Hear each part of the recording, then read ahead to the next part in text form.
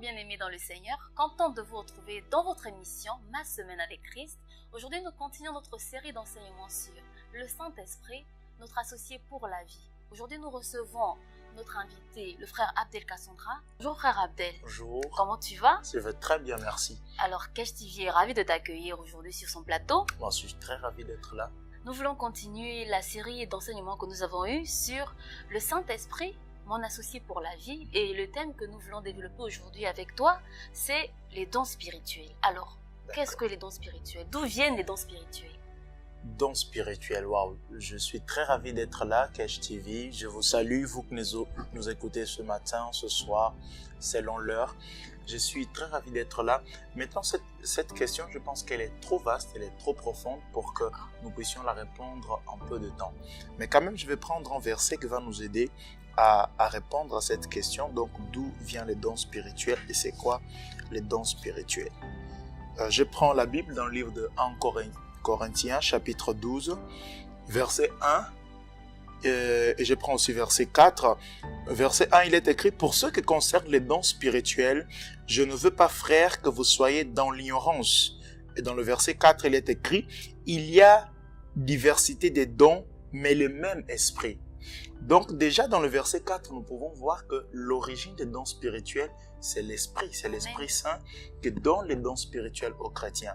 Et j'aime le verset 1. Pourquoi je lis le verset 1? Parce que Paul dit, par rapport aux dons spirituels, c'est pour cela que je suis vraiment dans la joie que Kesh TV ait pris ça comme un thème pour partager avec ceux que nous suivent. Parce qu'il dit, je ne veux pas que vous soyez dans l'ignorance. Je pense qu'il y en a beaucoup qui sont dans l'ignorance, mais que cette émission pourra les éclairer. Donc en peu de mots, les dons spirituels viennent du Saint-Esprit. Et maintenant, c'est quoi? Ce sont des capacités que le Saint-Esprit accorde aux chrétiens afin qu'ils soient efficaces dans l'œuvre du Seigneur. Amen. Alors, nous continuons. Vu le thème que nous avons à développer tout ce mois, je veux savoir quel est le lien qui peut exister entre les dons spirituels et le Saint-Esprit, notre associé pour la vie. Sœur Leslie, j'aimerais que nous puissions prendre le cas de la vie de Jésus. Beaucoup pensent que Jésus a commencé son ministère à 30 ans parce qu'à cet âge, il serait plus mûr ou il saurait mieux exercer son ministère. Mais il n'a pas attendu 30 ans parce qu'à 30 ans, il serait plus mûr, mais il a attendu jusqu'à ce qu'il soit rempli et revêtu de l'Esprit. Amen. Et c'est à 30 ans qu'il est revêtu de l'Esprit en fait, et c'est là qu'il a commencé son ministère. De même, nous voyons aussi dans la vie des apôtres. Les apôtres ont commencé leur ministère après avoir été remplis et revêtus du Saint-Esprit.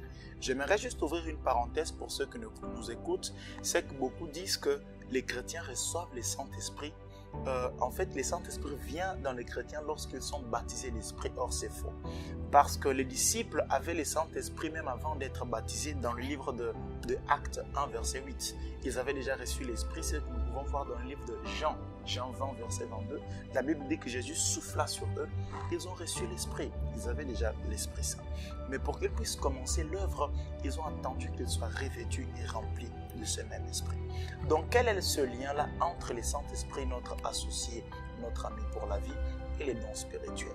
Lorsque nous recevons le Saint-Esprit, vu qu'il vient sur nous pour que nous puissions accomplir une œuvre spirituelle, il nous accorde aussi des outils spirituels, ce que nous appelons les dons. Donc il nous accorde les dons spirituels pour que nous puissions être plus efficaces dans l'exercice de l'œuvre du Seigneur.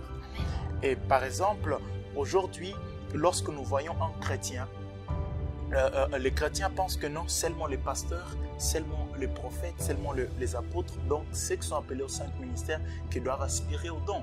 Or, Paul dit, je ne veux pas que vous soyez ignorants. Il continue en disant que tout le monde peut avoir les dons spirituels.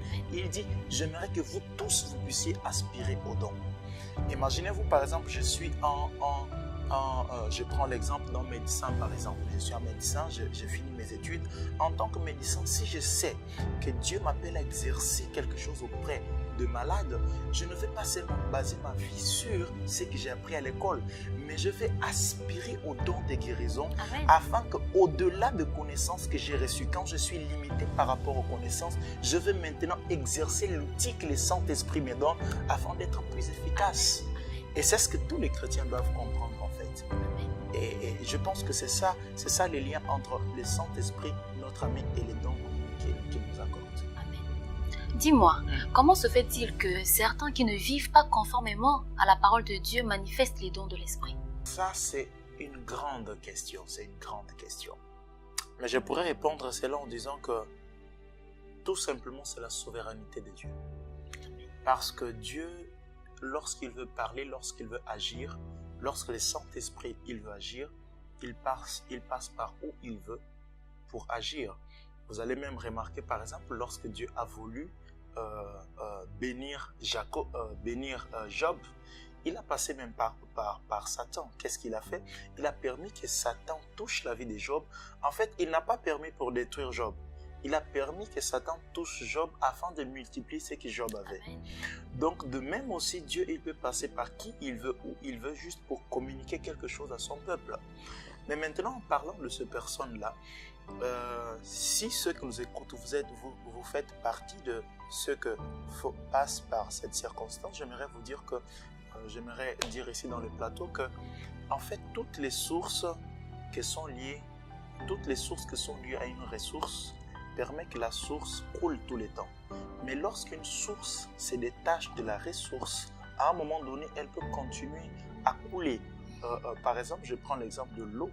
Par exemple, si l'eau est attachée à une ressource quelconque, elle va toujours couler, l'eau de robinet quand on ouvre. Mais si on coupe ça de la ressource, à un moment donné, ça sèche. De même aussi, tous ceux qui ont une vie déréglée avec la parole du Seigneur, mais qui manifestent une grâce particulière du Saint-Esprit, qui manifestent un don particulier du Saint-Esprit, à un moment donné, ça va sécher. Pourquoi? Pourquoi ça continue à manifester? Parce que le Saint-Esprit, il est symbolisé, et dans la Bible, il est symbolisé par l'huile. Et vous allez remarquer que l'huile n'est pas comme l'eau. L'eau, si on met l'eau sur le soleil, à un moment donné, ça évapore. Mais l'huile, ça dure plus de temps pour évaporer. De même aussi, les dons de l'Esprit en nous, c'est comme l'huile qui est déposée. Pour que ça s'évapore, ça prend un temps. Voilà pourquoi ils peuvent avoir une vie déréglée, mais on voit toujours ces manifestations-là. Pourquoi? Parce que l'huile prend le temps d'évaporer, mais il est certain que ça va s'évaporer. Amen. C'est un enseignement très enrichissant. Vraiment que Dieu te bénisse, Abdel. Amen. Et je crois que beaucoup ont été bénis comme moi. Amen. Alors, je veux simplement que tu te tournes encore vers la caméra et que tu puisses adresser encore un message à tous ceux-là qui te regardent aujourd'hui. Qu'est-ce que tu peux leur dire pour entretenir ces dons que Dieu a déposés en eux? Bien-aimés dans le Seigneur, alors que nous sommes en train de finir cette émission, j'aimerais vous laisser une parole. C'est que le Saint-Esprit nous a été donné pour qu'il puisse nous soutenir. C'est à cause de notre faiblesse que le Saint-Esprit nous a été donné. Et Dieu nous accorde, Dieu nous envoie dans le monde en nous accordant le privilège de le servir et de travailler pour lui. Mais il a remarqué qu'il est esprit. Et lorsque nous travaillons pour lui, nous ne pouvons que travailler avec les outils spirituels.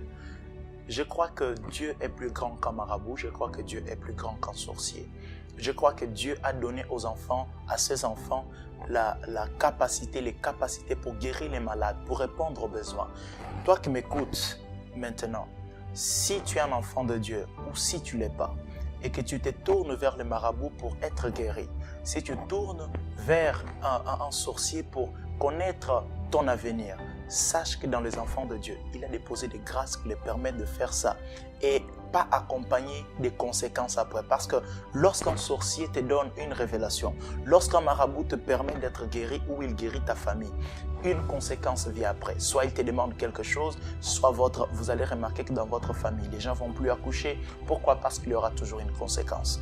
Mais dans les enfants de Dieu, Dieu les a donné la capacité de guérir, de dire des choses, annoncer des choses à venir à travers le Saint-Esprit qu'habite en nous. Et cela sans conséquence. Donc, détourne-toi de cette voie mauvaise en allant voir les sorciers, les marabouts. Et reviens et écoute ce que Dieu a à te dire ou vois ce que Dieu veut faire dans ta vie. Que Dieu te bénisse abondamment. Merci d'avoir été avec nous pour cette émission. Nous espérons que vous avez été bénis comme nous avons été bénis également.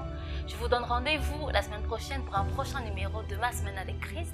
Et surtout, n'oubliez pas, partagez, likez notre page. Que Dieu vous bénisse.